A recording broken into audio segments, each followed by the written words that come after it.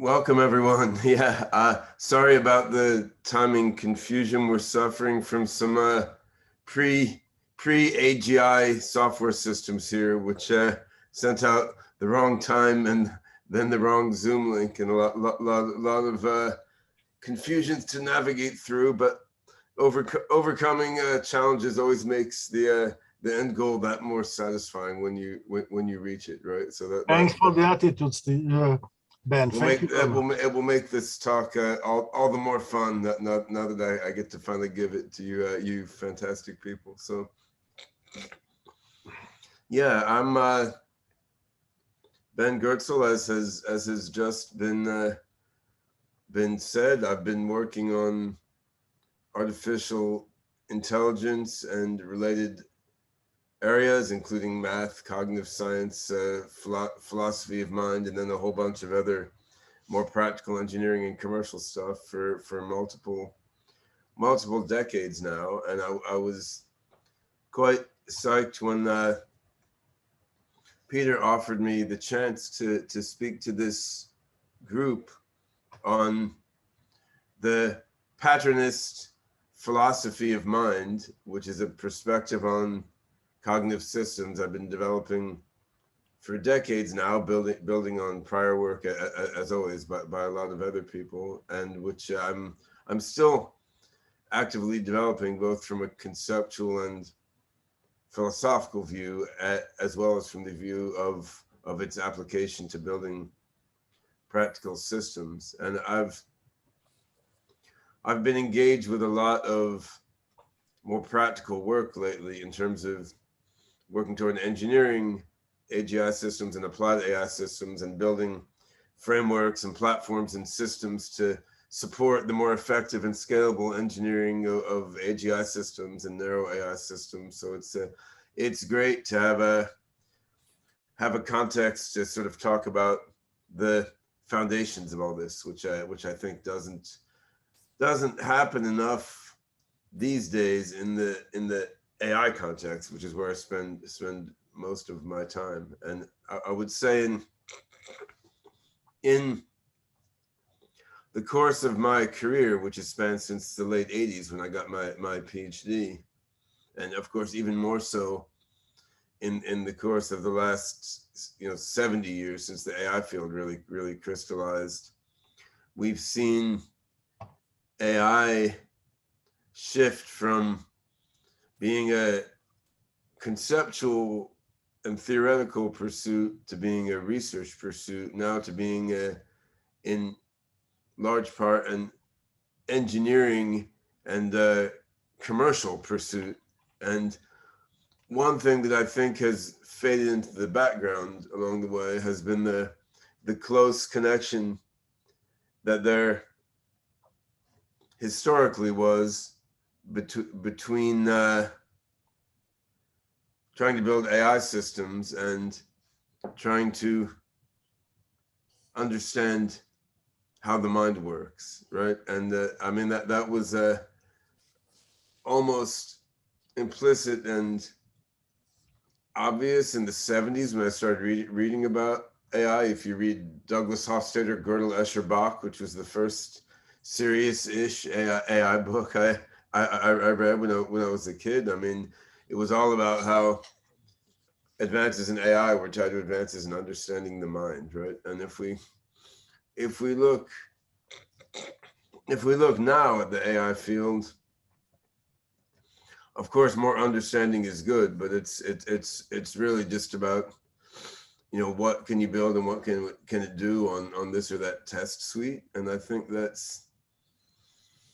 that's important. It's interesting. It's necessary for building systems. On the other hand, in some ways, there are conceptual questions that are not being explored regarding why are we using this or that test suite and this or that data set, or building this or that system, and exploring those questions then properly still would require more conceptual thinking and understanding what the mind is. Like I don't think there's actually there's not a theoretical disconnect between pursuing AI in the vein of understanding what minds are and pursuing AI to get practical performance on real problems and evaluating on data sets. But in practice, because people have limited time in the day, when things get so practical and commercial and empirical, trying to understand what's going on in a fundamental way tends to get pushed to the background. And you can see this very clearly in, current thinking in the mainstream AI world on reinforcement learning. I mean, there was a paper, I guess earlier this year by Richard Sutton and colleagues on reinforcement, reward is enough. That was it. Basically about how reinforcement learning, pursuit of maximizing expected reward, is sufficient for general intelligence. And of course, my immediate reaction to that was, well, a lot of things are in theory mathematically sufficient if your system has infinite resources and you don't care how complex and perverse it is. And that's not necessarily such a deep thing. Like Jürgen Schmid showed that in principle, theorem proving is enough. And in theory, evolutionary programming is enough if you're evolving big enough programs, right? So what you see there is, a paper making reasonable enough points, but it's not being considered and analyzed by the whole community in a really conceptually or philosophically well-grounded way. And so the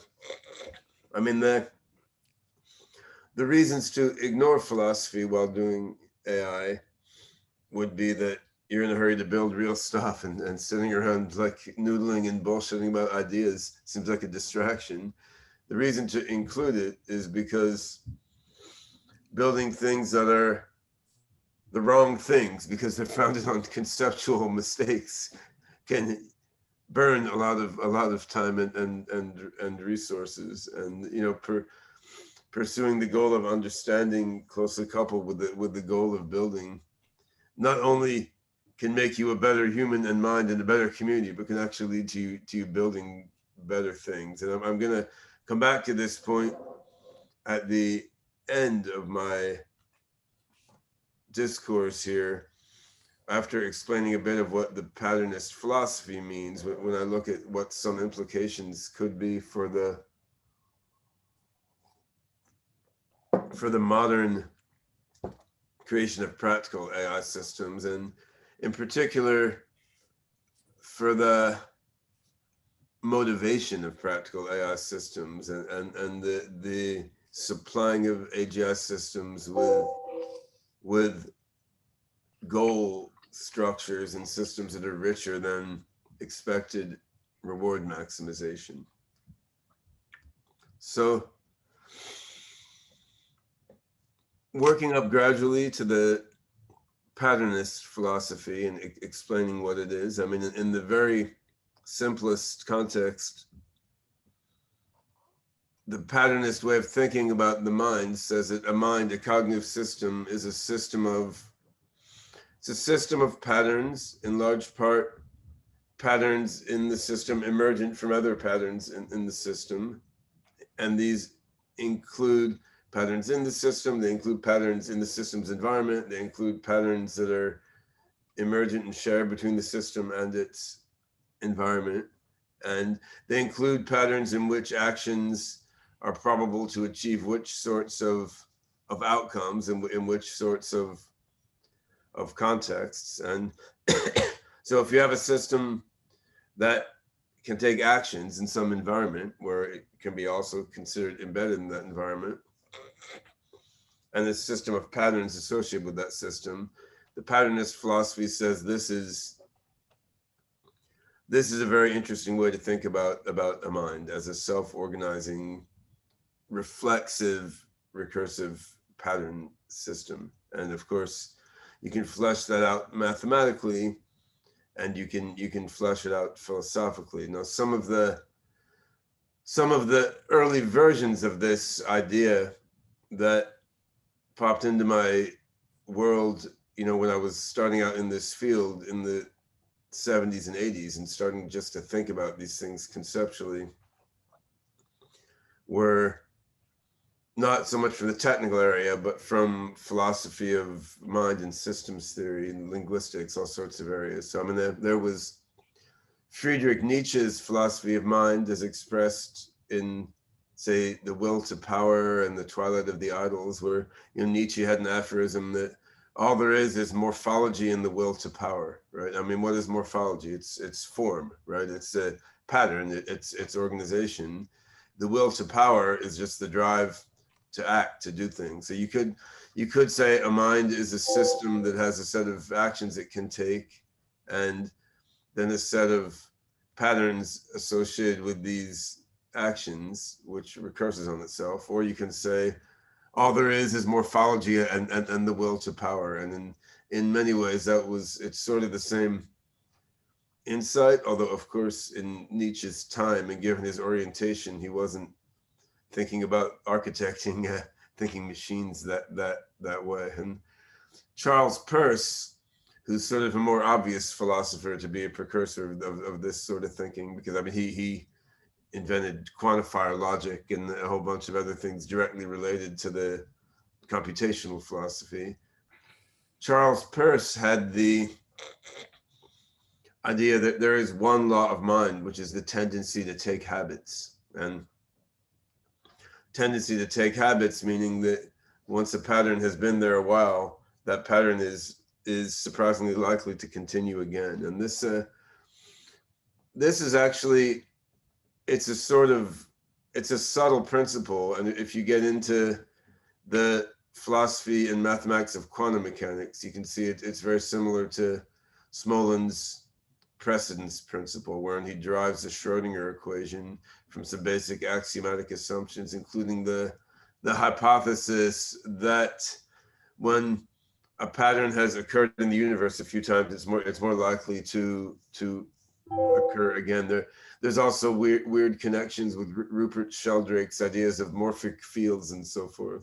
But what you do see here is the idea that pattern is king.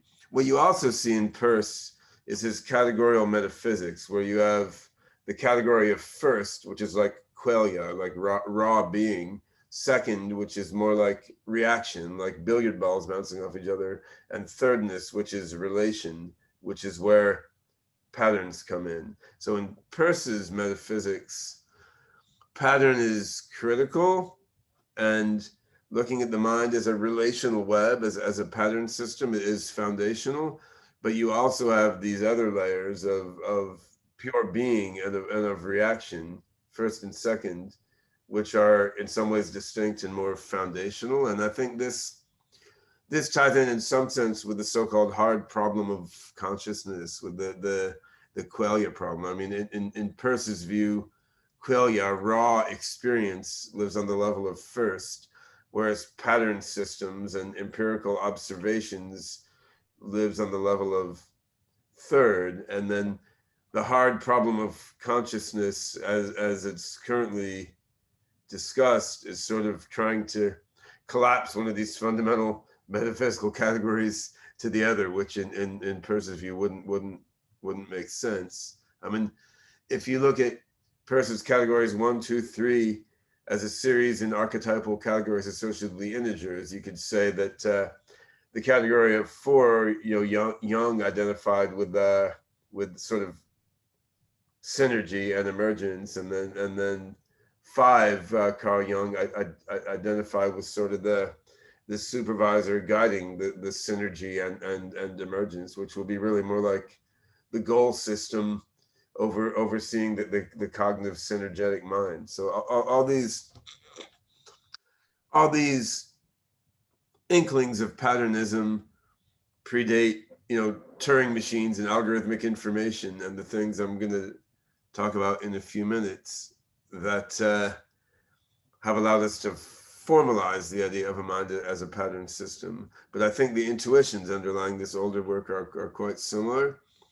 Another early work in this direction was Benjamin Lee Whorf, the ethno-linguist, whose best known for the Sapir-Whorf hypothesis, which argues that the habitual modes of thinking of a certain culture are closely tied to the syntactic and semantic patterns of the languages mostly used by that culture. But Whorf also had the view, of mind as language, and of a language as a habitual pattern system related to Saussure and functional linguistics. Gregory Bateson, the system theorist, had what he called the metapattern, which was stated as the metapattern is that it is pattern which connects. So his highest level pattern was patternism, the idea that pattern is what connects things. And you can go back even further if you look at the Buddhist psychology of or Buddhist logic with, say, Dharmakirti and Dignaga in the 1400s. I mean, there's a very refined phenomenological view of how a mind, makes assumptions that allow it to build conditional pattern recognition out of the primordial chaos, and then you have mind structures that build up by dependent origination, building up castles in the Vedantic sand of patterns and so forth. So there's a lot of interesting precursors to this perspective on mind. And then at the other end, there's a futuristic aspect. I mean, one of the strongest patternists I've known is Ray Kurzweil, the futurist who wrote the book The Singularity Near and introduced the notion of the technological singularity to the world. I mean, Kurzweil views himself, each of us, as a set of patterns, more fundamentally than we are sets of neurons, molecules, or quarks, gluons, and whatever. And this underlies his belief that if you could reconstitute those set of patterns in a different infrastructure, say in a digital computer system or a quantum computer or a quark gluon plasma computing energetic subsystem, I mean, then if the pattern system corresponding with your brain is there in the system built in this other medium, then that system built in the other medium, in effect, is you, because you are the pattern system. You're not the physical underlying system. So the historically deep way of thinking that ties mind with patterns also, potentially has implications carrying us into the far future beyond humanity, right? And then, but to go beyond conceptual philosophy and speculative futurism in the context of patternism, we then need a bit more rigor and formalization. So what I want to talk about next is just to overview some of the connections between patternism and modern formal structures like logics and computation and algorithmic information theory. And this is what lets us bring this broader philosophy to bear on building stuff, which of course is what will allow us to mind upload Ray Kurzweil and everyone else when the relevant hardware technology becomes mature. So I considered making slides for this talk, but in the end, I'm sick of PowerPoint slides. So I figured I'm going to do this one like a good old fashioned philosophy talk and see if my brain can verbally generate the ideas in a sufficiently evocative way. But I will note, I recorded a series of talks walking through a PowerPoint deck called The General Theory of General Intelligence, a pragmatic patternist perspective. These are on YouTube. So there is a talk which lasts probably 45 minutes or an hour that overlaps heavily with the next 15 or 20 minutes of what I'm going to say here, which does have some slides associated with it. It's up there on YouTube. So if anyone has a desire to see a walkthrough of this material that has slides and diagrams, that is there on YouTube in a big text, boundless server farms for all to see. I think the not having the deck, of course, impacts the style of exposition a bit. So we may get a more informal and conceptual take on these topics here. So the approaching patternism from a more practical view, if you're looking at studying a biological system like a human mind or society or the global brain on Earth, or if you're looking at engineering an AI system like the decentralized swarm of minds, the society of minds we're building in my Singularity Net project, which uses the blockchain to enable decentralized control and coordination of a globally distributed society of minds, or the OpenCog Hyperon system, which is a neural symbolic AGI system I'm working on now, a new rebuild from scratch of the OpenCog system, which basically has multiple different AI algorithms cooperating concurrently on updating a knowledge metagraph living in RAM distributed across many machines. If you have any systems like these, what does patternism say about how you should design or build these systems? I mean, it would guide you to focus on things like, well, how are patterns represented in the system? Like, how does the system's underlying infrastructure give rise to the displaying of certain patterns in system behavior? What kinds of patterns get the most concise representation within the system? And how does representation, which is a sort of substitutability of one pattern for another, I mean, how does representation even work within the system? What learning processes are utilized for recognizing patterns in the system? What mechanisms are used to allow the system to introspect so it can recognize patterns in its own self, which gives the whole recursive and the sort of self-modifying, self-improving aspect to intelligent systems? And asking these questions starts to lead you down the path of practical cognitive architecture. I mean, you can look at the development and growth of the system of patterns within the mind as a sort of evolutionary process where patterns in a large population are differentially selected and used as the basis for formation of new patterns.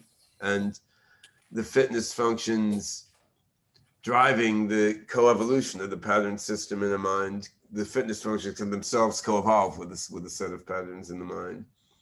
You can look at what systems theorists like Varela and Maturana have called the autopoiesis, the process by which a system of interrelated patterns, maintains its integrity. So if one pattern loses its intensity, the others try to build it back up. You can have a self-reinforcing, self-maintaining pattern system. And you can have networks of patterns, right? You have a hierarchy where one pattern emerges from the conjunction or coordination of two other patterns, or a heterarchy where whenever one pattern emerges, there's an associative pattern that causes other patterns to emerge. And you then get to coordinated hierarchies and heterarchies. You can have a portion of a network of patterns that forms into an approximation of the overall network of patterns, which means there's a higher level pattern that the patterns in this subsystem have some similarity to the patterns in the supersystem, and that's what we refer to as the self. And so what you can formulate and formalize all these things, and then you can look at dynamical patterns as well. What I've called cognitive synergy in AGI systems or natural intelligence systems would be a sort of dynamical pattern wherein when you have multiple cognitive algorithms acting on the same knowledge base, say logical reasoning and evolutionary creativity and perceptual pattern recognition, which could all be done by neural networks, or logical reasoning could be done by a logic engine. Evolutionary generation of new ideas could be done by genetic programming, and recognition of patterns in data could be done by a neural network. But whether multiple cognitive functions are carried out by different variations of the same algorithmic framework, like a neural net, or whether they're carried out by different algorithms, one dynamical pattern you could have is when a certain cognitive algorithm gets stuck, like reasoning gets stuck figuring out what conclusion to draw next, the other cognitive algorithms in the ensemble help it out, right? And this is what I've called cognitive synergy, an ensemble of complementary cognitive algorithms, sharing intermediate representations with each other and helping each other to overcome combinatorial explosions and dead ends and bottlenecks that they encounter in doing their work. So that from the higher level patternist view, cognitive synergy that's a dynamical pattern that's associated with, what in some senses is effective cognition. And I'll talk a bit about how to characterize that in certain classes of cognitive systems operating under limited resources. So these are the sorts of questions that patternism leads you to think about. Now, how to formalize this in a computer science and logic and mathematics context brings you in a number of different directions, which I will briefly allude to here. So, in my first book on the math of and systems theory of cognitive science, which was the structure of intelligence, published by Springer back in like 92 or something like that. I just said, okay, a pattern is a representation as something simpler. And of course, to get to what does representation mean, philosophically, there's a long road. Deleuze's book, Difference and Repetition, in a sense, is about the infrastructure that you need to get up to even saying what is a representation, right? But if you take it for granted from a mathematics view, you can say a pattern in something is a representation of that something as something else that's simpler, right? So if you have some X over here, a process for producing X is a pattern of X. If by some assumed simplicity measure, that process is simpler than the result. And then in that context, what is a pattern is relative to the simplicity measure assumed. Algorithmic information theory introduces a simplicity measure, which is basically the length of the simplicity of something is the length of the program that computes it in a reference programming language. So you could say a pattern in an image will be a process for producing that image, which is, say, takes fewer bits than the image, right? So if you have a 5 gigabyte image and then that 100K program for computing that 5 gigabyte image, then you have a pattern, because the simplicity is measured in number of bits of the program producing the image is smaller than the simplicity in the number of bits of the image itself. Now, number of bits is just one simplicity measure that could be used to quantify the notion of a pattern as a representation as something simpler. You can look at runtime as well as program length. You can look at the difficulty of discovering that series of bits in the first place. And in a paper on formalizing Occam's razor that I posted online some years ago, I tried to give a general axiomatization of what is a simplicity measure. So what sorts of measures actually work to quantify what is simple in the context of defining a pattern as a representation as something simpler. And so given that sort of formalization of what a pattern is, you're driven to some extent in familiar directions. I mean, you're driven toward algorithmic information theory, which looks at the information content of a series of bits as the length of the shortest self-delimiting program for producing that series of bits. But looking at things in terms of patterns also pushes you in some different directions than the more conventional ones. So I mean, you have, for example, the Solomonoff universal prior distribution, which underlies a lot of reinforcement learning theory and underlies Marcus Hutter's AIXI sort of universal intelligence model. In the Solomonoff prior, the probability of a bit string or other such construct is basically, it's inversely proportional to the length of the shortest program for computing it. And I mean, it's like 2 to the minus length of the shortest program for computing it with some normalization. And that's interesting. But you could also look at something else, like look at the total amount of patterns in that bit string, and you can make a different sort of universal prior distribution where the probability is inversely proportional to the total amount of patterns in the bit string, not just to the length of the shortest program for giving the bit string, which is basically like how intense, how vivid is the best pattern in that thing. You could look at the total amount of pattern in the thing instead. You get a different prior, which pushes you toward different sorts of AI algorithms. So then when you start to formalize this patternist philosophy, it leads you in a certain mathematical direction that relates to, but isn't exactly the same as the mathematical directions taken by AI researchers with different philosophical predispositions in mind.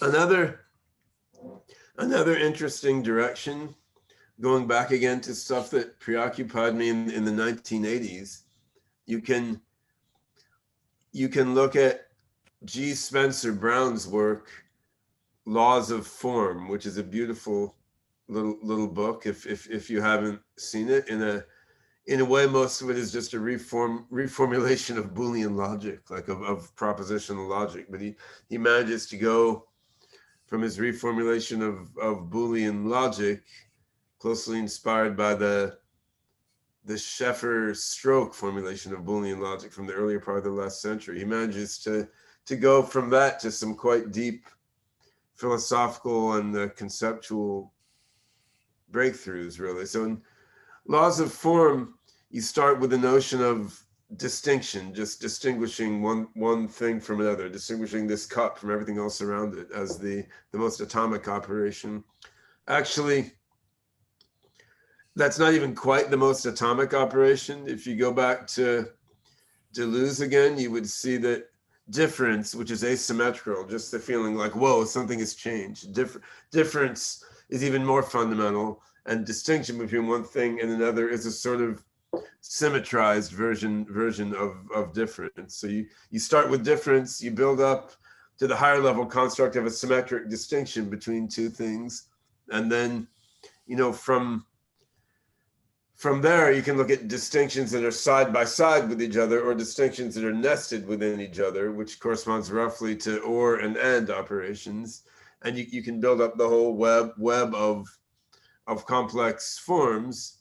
And you can build up from there to computational models. You can introduce quantifiers, and you can then get a Turing-complete formalism that's sufficient to define pattern and patterns as representations as something simpler.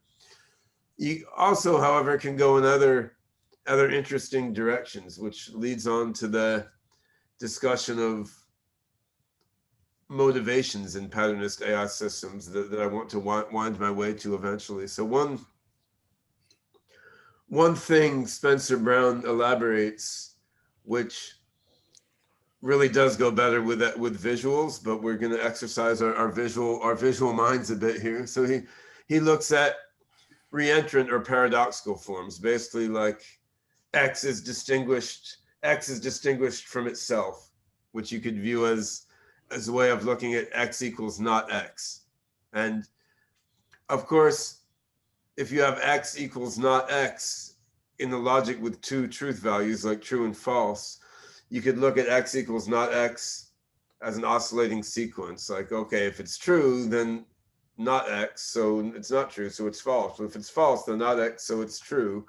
But if true, then false, if false, then true. So you could look at not X as an oscillating series of true, false, true, false, true, false, true, false. And Spencer Brown then realizes you could shift that. So you could have, if you look at my fingers, you could have true, false, or you could have one that oscillates where it's false, true, false, true, which is complementary to that one. So you could shift an oscillating series true, false ahead by one. And what Varela and Spencer Brown articulate there, based on these paradoxical forms, is interesting. They articulate a four-valued logic where you one truth value is the series true. The other truth value is the series false. And then the other two truth values are basically both true and false, or neither true and false, which turn out to correspond with the two complementary oscillating series, true, false, or false, true. So you build up from these, the very basic notion of distinctions and differences. You get things that distinguish themselves from themselves, which then becomes paradoxes that unravel over time. They then become time series in which you can recognize patterns, which become quite interesting. And something I've been working on recently is extending this basic logic into an uncertain logic. So if you have an uncertain paraconsistent logic, where you then instead of X is not X, you have X is probably not X, or X is probably not X to degree 0.2 or something. And then you can have mutually recursive uncertain paraconsistent logic equations. If you resolve those as time series, just like you can resolve X equals not X into an oscillation true, false, you get chaotic time series, which are quite cool and which can have different, relations to each other. You can look at constructive and destructive interference among the time series that are generated from these uncertain paraconsistent logic equations. And to throw another weird book at you, if you look at the chaos theorist Ralph Abraham's books on vibrations and forms, formalizing the Akashic field from Hindu philosophy, he's constructing these chaotic time series out of coupled nonlinear recursions. And you can do the same thing if these coupled nonlinear recursions are paraconsistent logic equations, which is quite interesting. And the kicker there is you can view this as a way of generating vector embeddings from systems of paraconsistent logic equations.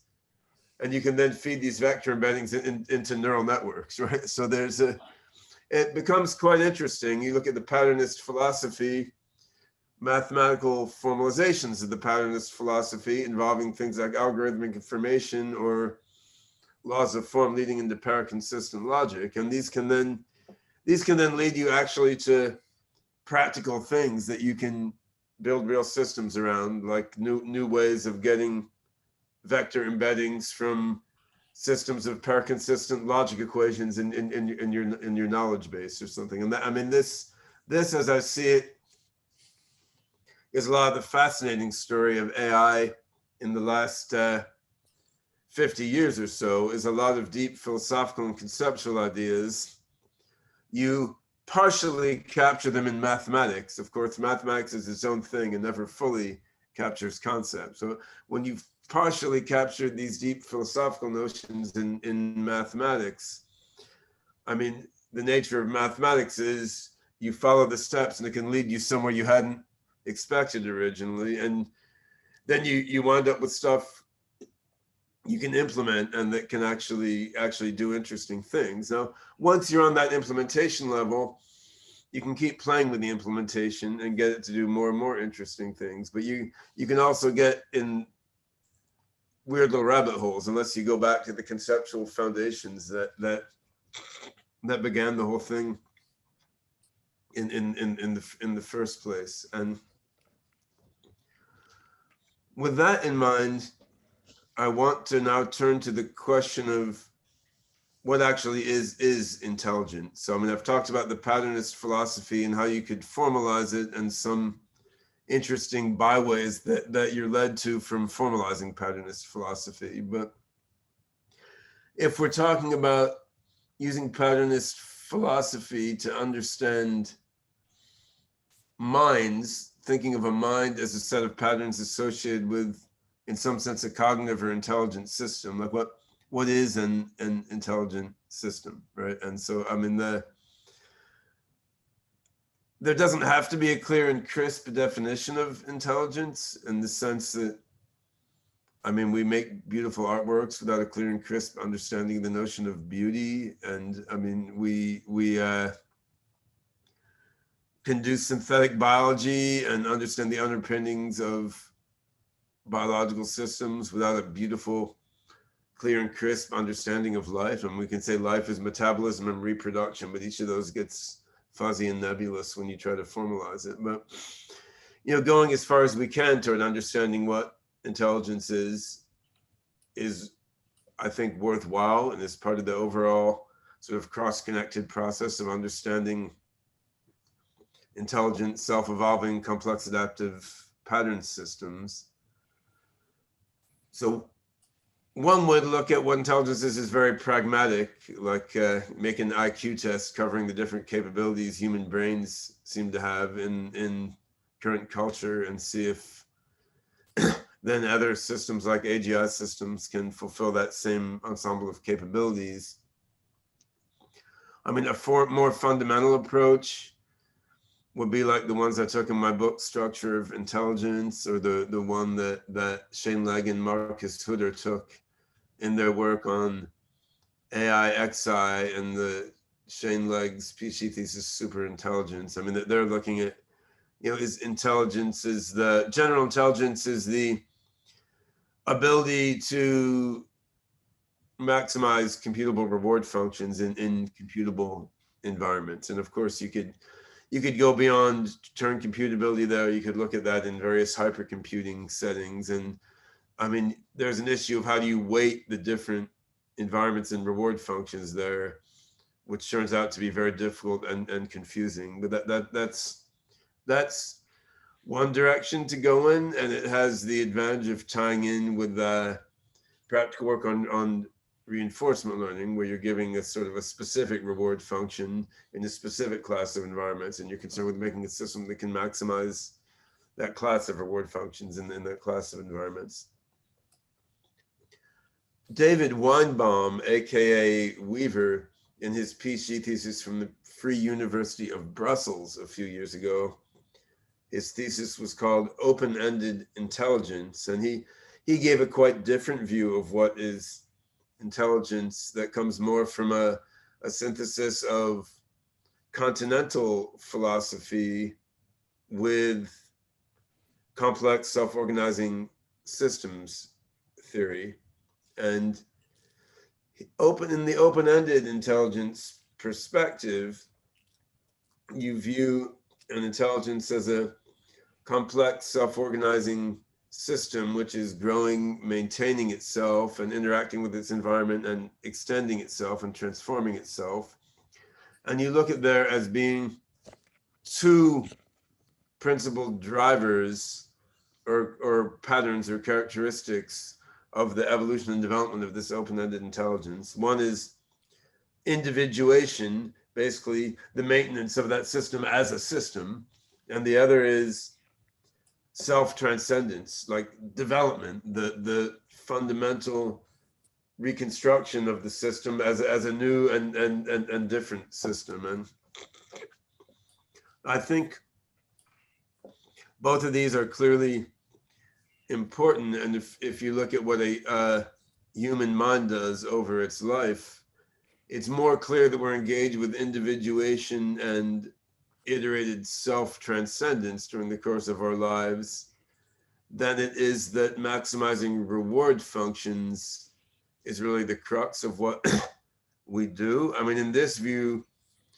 you're led to think of the sort of ephemeral conception and then approximate pursuit of reward functions as something that intelligent cognitive systems do over periods of time in their pursuit of individuation and self-transcendence, but you're not led to view there as being like one reward function to rule them all, and then the system over its whole lifespan should be just focusing on maximizing that reward function. And in terms of patternism, individuation is largely about autopoiesis, self-production and self-reinforcement of the pattern system associated with the mind.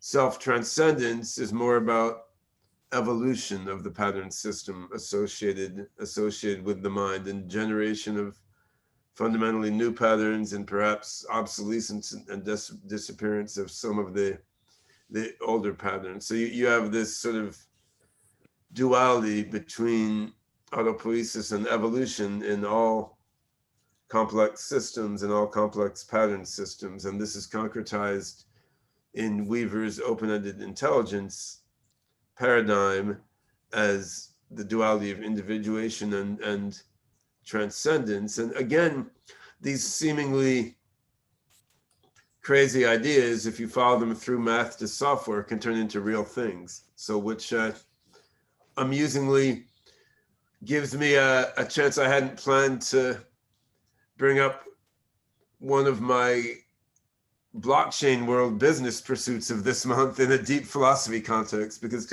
together with Weaver and Kabir Vetas, who was his PhD student, we've launched a spinoff of SingularityNet called NewNet, N-U-N-E-T, newnet.io. And NewNet is a blockchain-based sort of self-organizing system of processing resources. I mean, the objective of which is to basically allow people to be incented with crypto tokens for allowing their processors on their phone or their laptop or whatever to be used within decentralized software networks like the SingularityNet decentralized AI system I built. But the thinking underlying how NewNet was built is precisely, you want all the computer processors to be a self-organizing, distributed, evolving computing system that's pursuing the goals of individuation and self-transcendence. And it is that already, right? So it's a matter of, do you have a software framework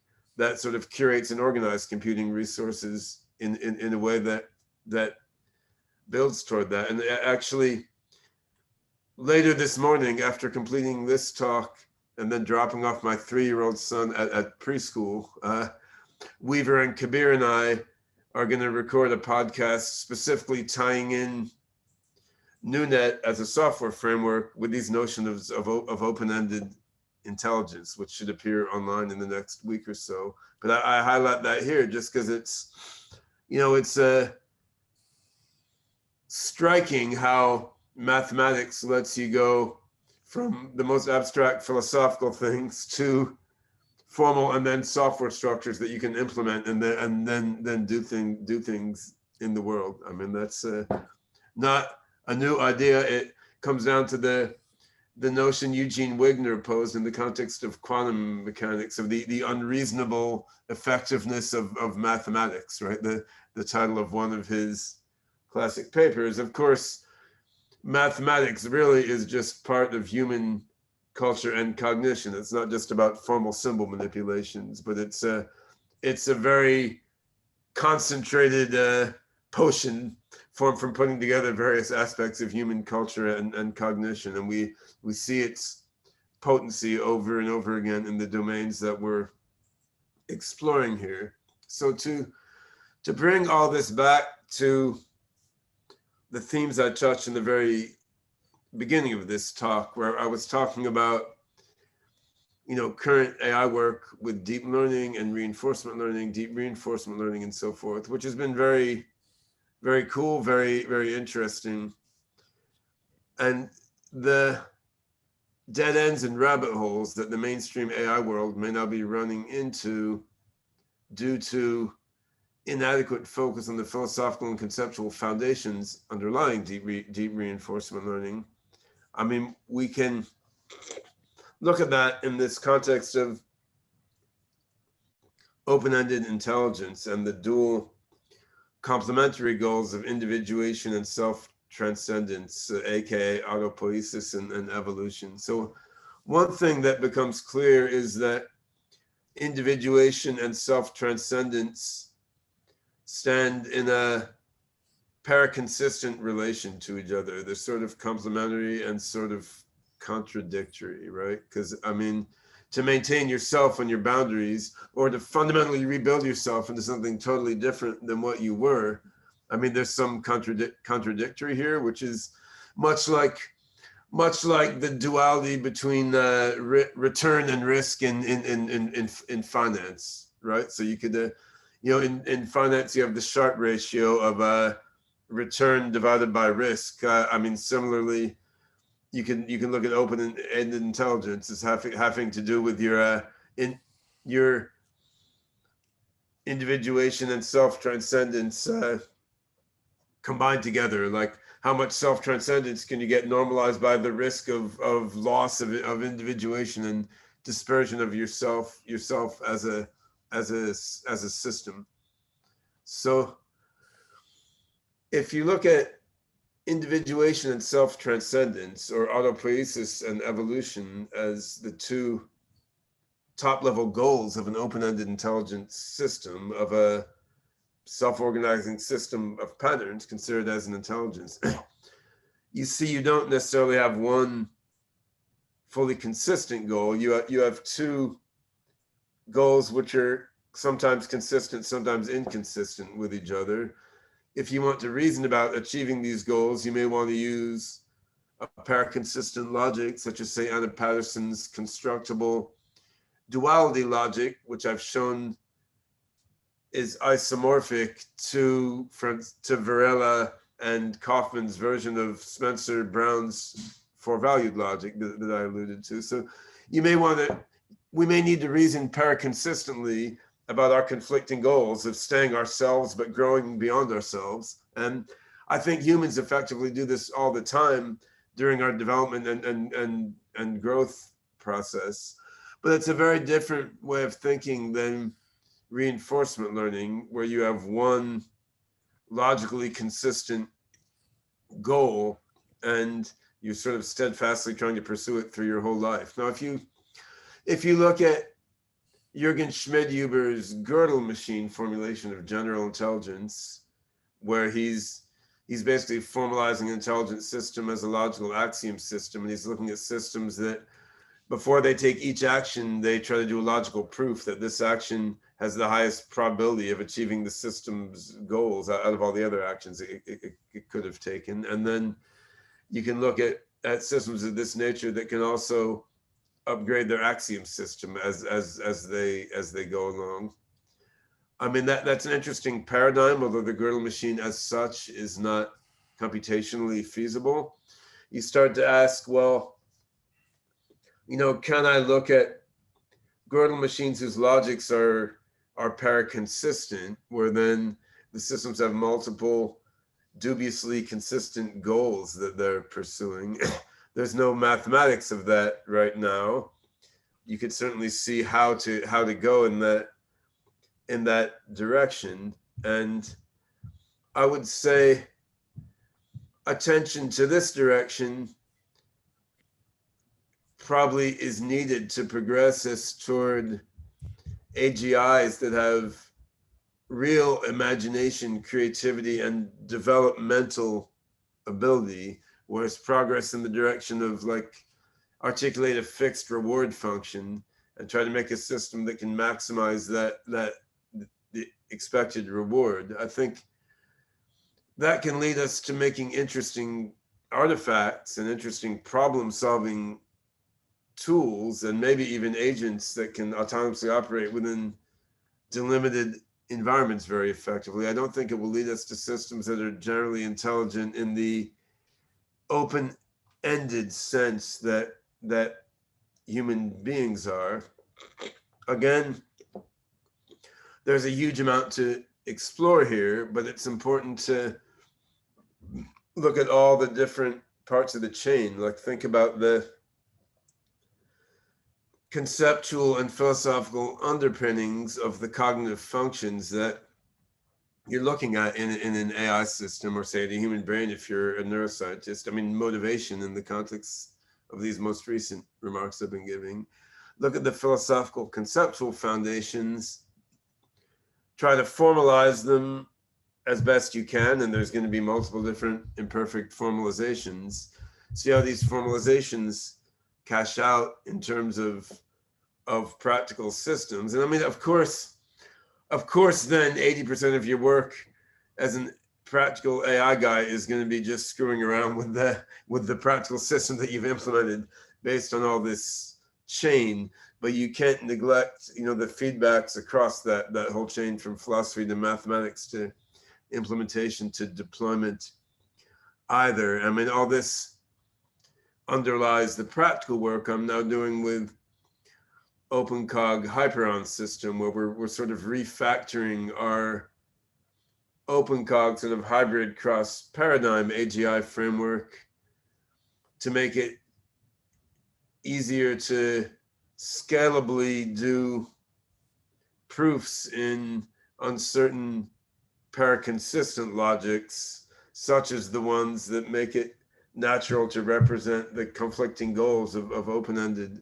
intelligences. So a lot of these philosophical ideas I've been digging into in the last year, just while thinking through how do we design the type system and the custom programming language associated with the new version of OpenCog, which is something I will talk about in my keynote at the Artificial General Intelligence Conference, which is going to be mixed virtual face-to-face, and is coming up in mid-October, with the face-to-face portion in the Bay Area.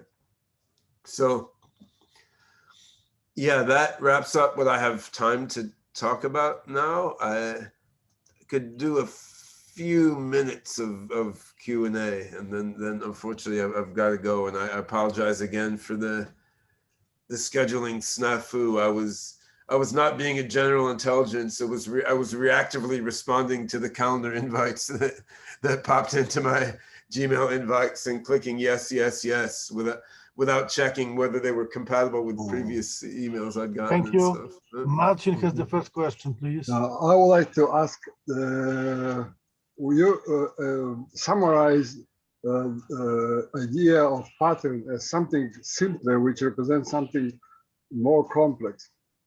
How you would distinguish pattern from model? I mean, these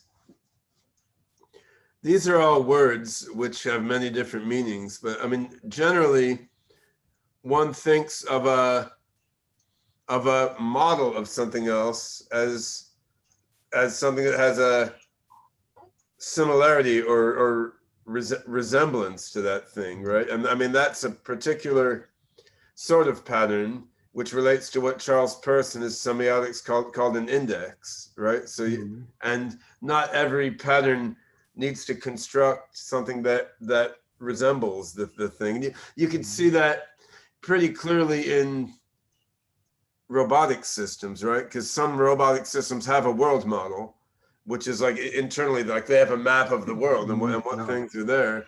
But say a subsumption architecture robotic system has no world model explicitly, but it does have habitual patterns and what behaviors will best achieve its reward to carry out in which context. But there's no concisely describable model as such in the subsumption robotic system.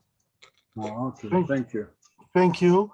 Let me add one question, and then the other Martin will be last. So my question is, what are the most important philosophical ideas? I understand that paraconsistency of motivation based off, the self-transcendence versus autopoiesis is one of them in terms of motivation or goals. What else?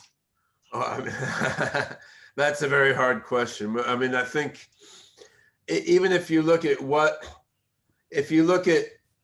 pattern as a representation as something simpler, it would follow that the most important philosophical ideas have to do with what is representation and what is simpler, right?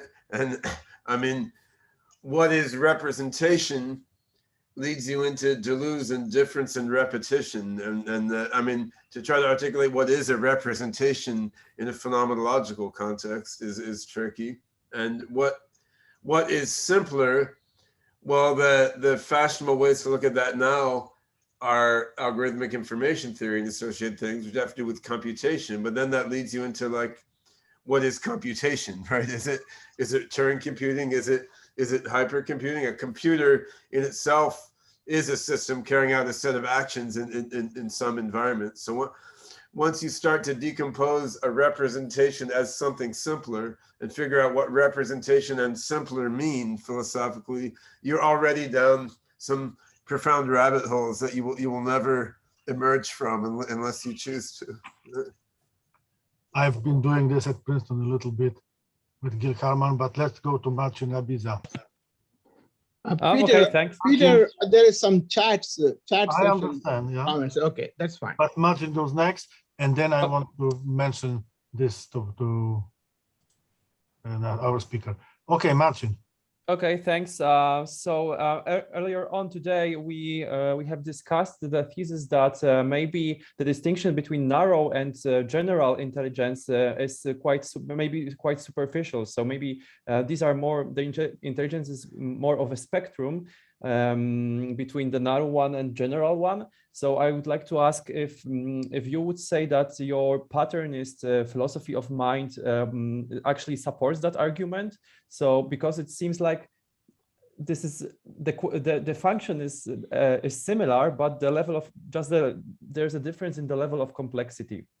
Thank you.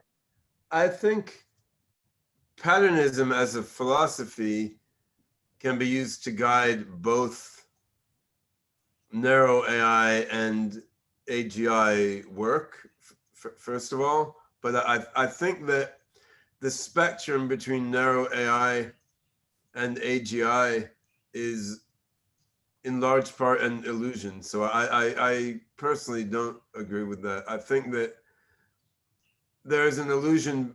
There may be a continuous evolution of functionality from narrow AI to AGI systems in the context of these systems being used by groups of humans with other supporting technologies.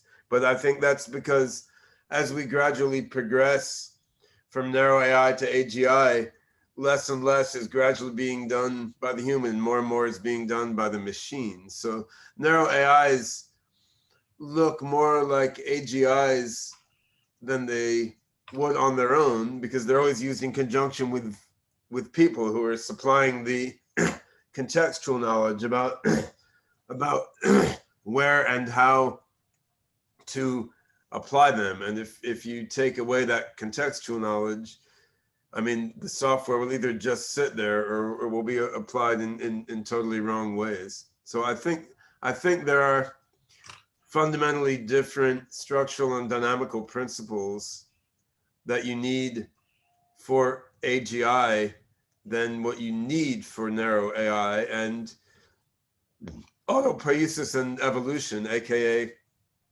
individuation and self-transcendence, as highlighted in Weaver's theory of open-ended intelligence, are a key example there. Like, you don't really need those to make a narrow AI system. You need those to make an AGI system. I would say you could make narrow AI systems that have the architecture of AGI systems, but they're just narrow in what they're doing. And I've referred to those as narrow AGIs in the past, like narrow AI systems that have AGI-ish architectures, but used in narrow ways. but that's rarely the fastest or cheapest way to build a narrow AI system.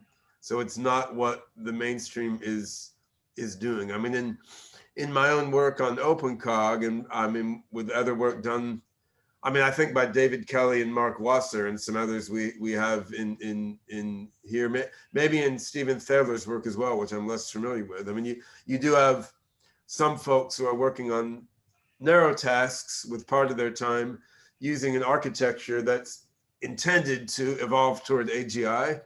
You could do that. It tends to be an expensive and awkward way to build a narrow AI system in many ways, which is why I think the bulk of the narrow AI field is working on narrow AI by architectures that cannot be continuously extended into AGIs. So I guess it gets complicated like everything. Thank you, Ben. There is also a recommendation that you look at the sideboard with the chat, where they have a few questions. So I don't know whether you are able to gauge through those, but.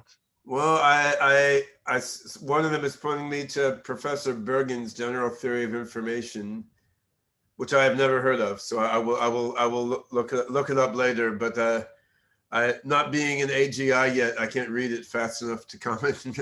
I can't read his work in the next 10 seconds to comment. But thanks for pointing that out. There's so many different deep threads underlying all this, and then inevitably.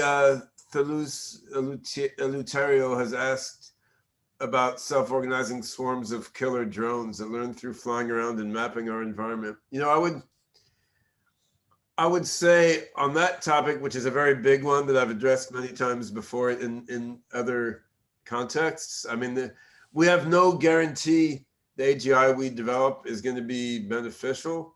Of course, a lot of my work with SingularityNet and otherwise has been oriented toward getting more resources and attention focused on AI applied to, you know, medicine and education and science research and things that are compassionate and generally benevolent rather than selling, killing, spying, and financial exploitation. So I think this is a major issue in our society is, are we brewing thinking machines to serve the narrow ends of certain parties that happen to have more guns and resources now?